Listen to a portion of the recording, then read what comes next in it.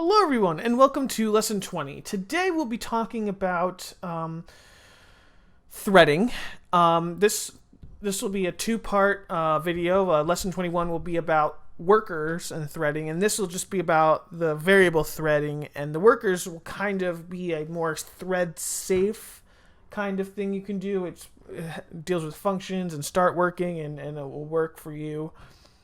And it's built into the C# GUIs as is, and we haven't done them yet. But I use threads all the time. They are so powerful. So a thread is essentially a process or something. Think about it as like the main application is a thread, and it's doing processes internally. So there could be a lot of things that could happen with it that can just boggle it down. So for instance, if we decided to add like a button and do a while loop, while true, just say a while true, we'll just do a bool. We'll do a bool outside. Oh crap. Temp equals true. And if we did if temp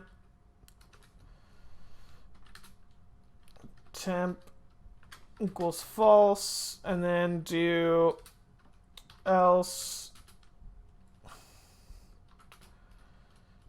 temp equals true, and we just load this. Very basic, just has no meaning at all.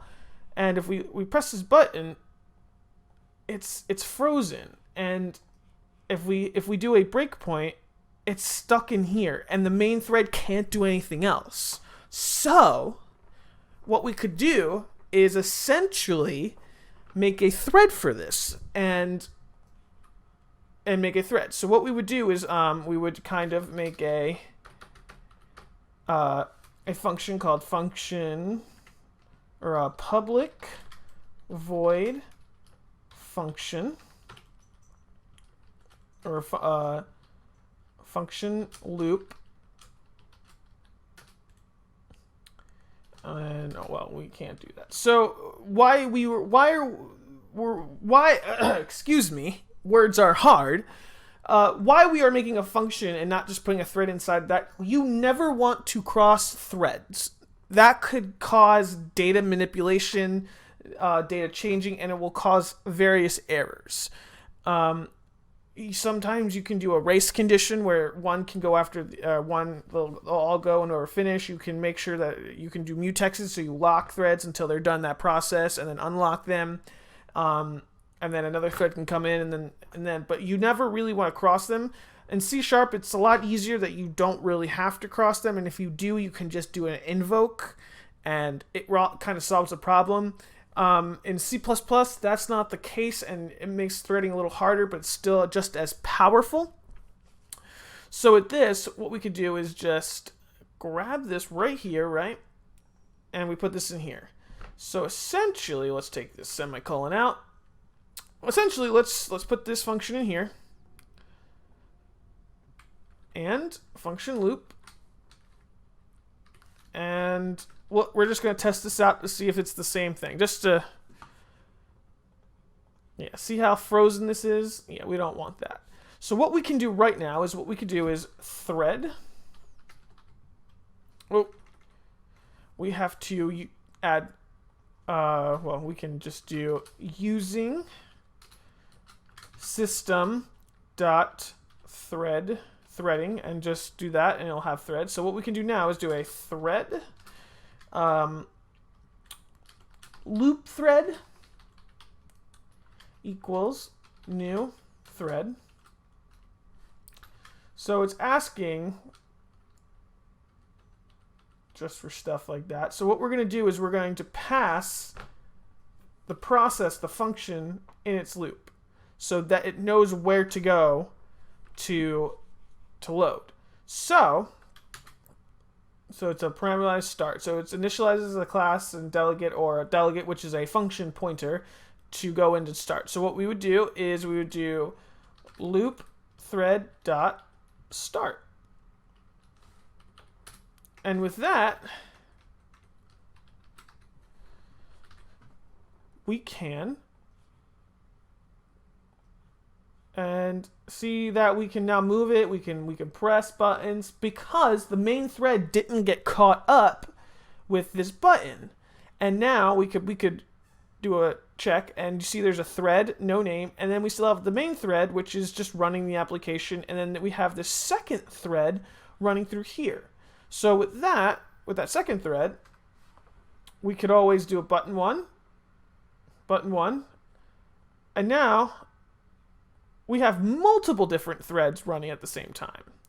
And this is where you could basically get crossing threads, which is bad. It just in this example, it's really not going to really cross or do anything that bad. It's just really gonna like, one's gonna turn it off, one's gonna turn it on, and it's just gonna like infinitely do it. But if we're dealing with like changing text, and a thread changed the text, but the other thread has the old text, that's where we're going to have some problems in the main thread. But for this instance, if you can properly use threads to for your own advantage, you can speed up your application. You can, for instance, in our last couple lessons, you could add, we added movement. With threading, we can make the movement on a separate thread to make it much more smooth, so then it's not on the main thread and it's constantly, there's multiple updates. The thread is dedicated to only movement, which is fantastic. So with that, that's really threading. Well, there's more to threading than that. So like loop threads, you can, with that, we could always make another button and say check button, do a, well, let's make this thread now reachable by everybody. So then we could do is loop thread dot stop, or well, there's an abort, which meaning it will stop its process. So what we can do is then we can, okay, so let's make this a little better. We can add a label,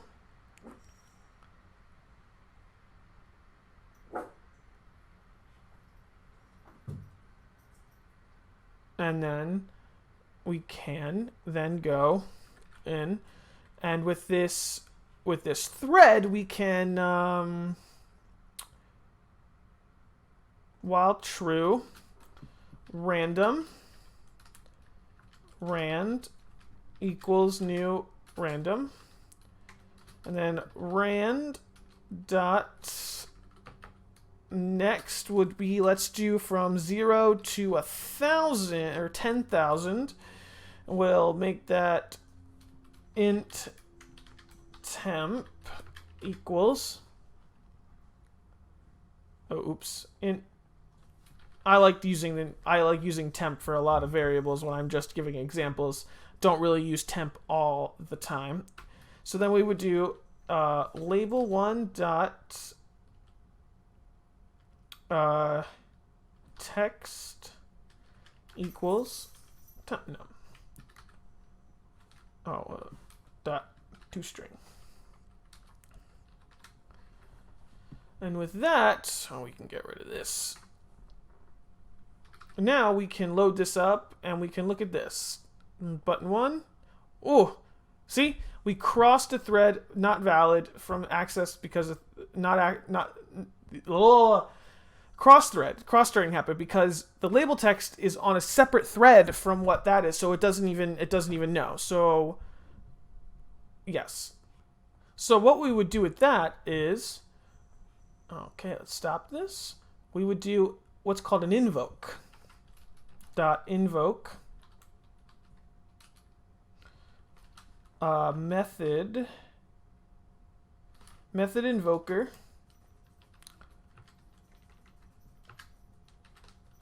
we would do a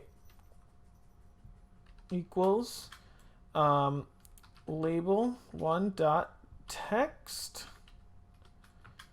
equals temp num dot to string. We would do method invoker because we're invoking the method. And then what we would do next is we would do a parameter equals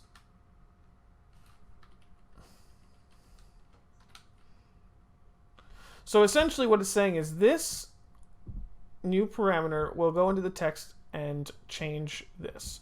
And with invoking with that is the best way to not cross threads.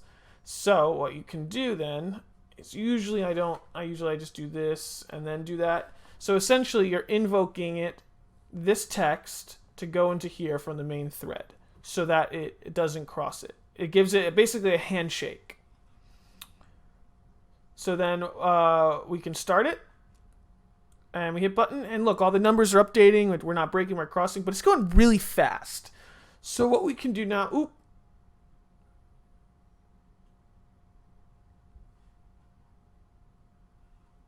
the destination and an error invoking method, the destination no longer exists. Yes, so because the thread didn't end up saying stopping the thread when we could, it's going to break.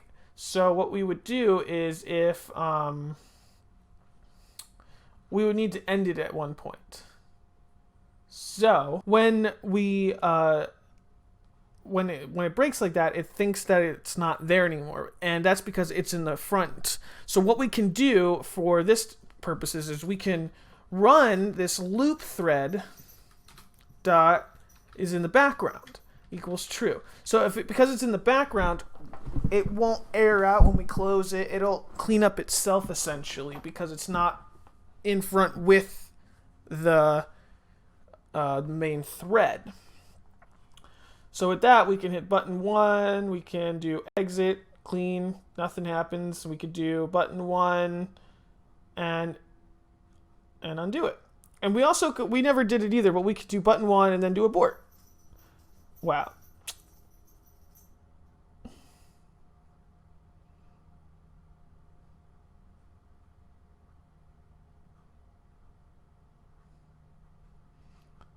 So loop is null, so okay, fine. Why is the, what?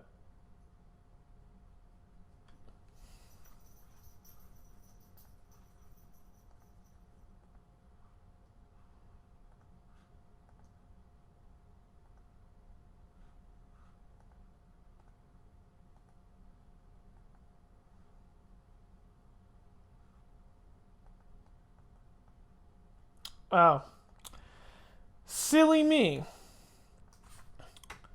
So there we go. Because now I had loop thread in here and it was going to be null no matter what because we never initialized it. Because now that we have that, then we can stop it. So that is essentially why we could not do that there. But now we can turn it on, abort it, keep adding more. Oh.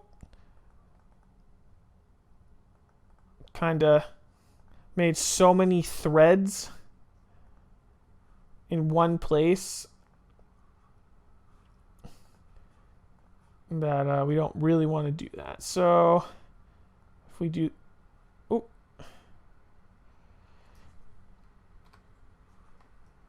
so realistically, we really don't want more than one thread per function. And if you don't need a thread for that specific function and the main thread can handle it, that would be great. But with this is what essentially threading is. Real quick, we can add what's called we could do thread.sleep, and we'll get it to sleep for like 500 seconds or milliseconds, I believe it is. And what we could do is, okay, there we go. Much slower, but you see how it is random every time, and then we can still turn it on, turn it off. We can stop it. We can turn it on. We can turn that thread back on. Now it's running faster because we have 2 threads running there, which is fine. But the more threads you add, so we have 3 threads running. But those are really threads. Very, very powerful. Very powerful. So with that ends this lesson. I hope you enjoy. because threading is now going to incorporate more of the lessons, because with the lessons, threading will help us out more and understand what's going on and make things faster. And yeah, so I hope you guys enjoy. And if you have any questions, if I was utterly wrong with this and you need to correct me, let me know in the comments below, and we can discuss it. And I'll always come back, prove I'm wrong, and I'll say, hey, this is the right way to do it, and I've been doing it wrong all this time. But with that, thanks guys, and have a great day.